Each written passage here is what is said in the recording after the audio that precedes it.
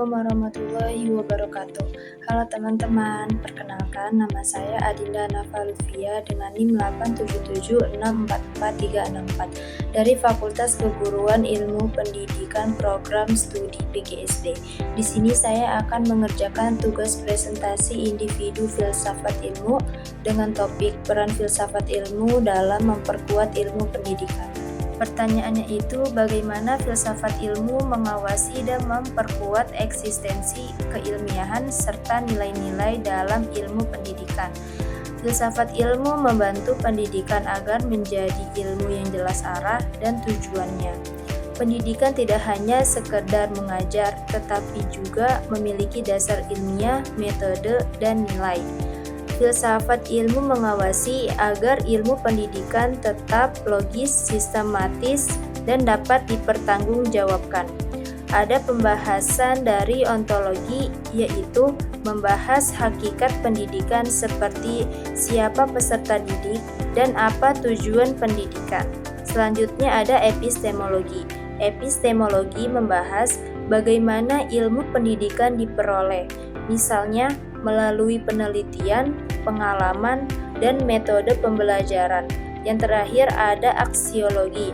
Aksiologi membahas nilai dan manfaat pendidikan bagi kehidupan manusia.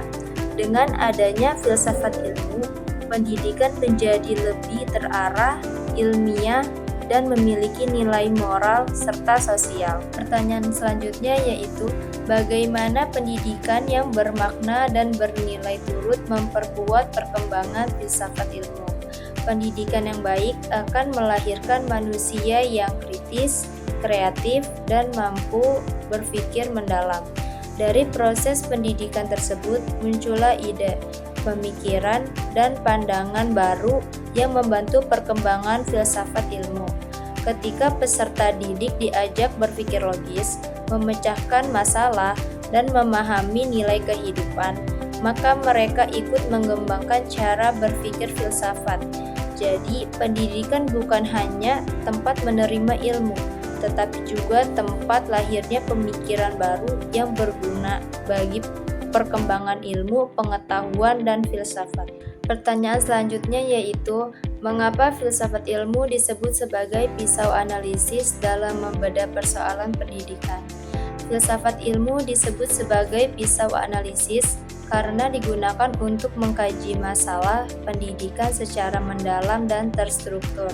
Filsafat ilmu membantu mencari akar masalah, memahami penyebabnya, lalu menentukan solusi yang tepat.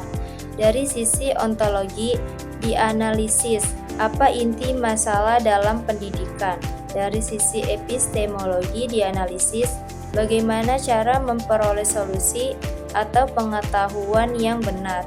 Dari sisi aksiologi, dianalisis manfaat dan nilai dari solusi yang diberikan.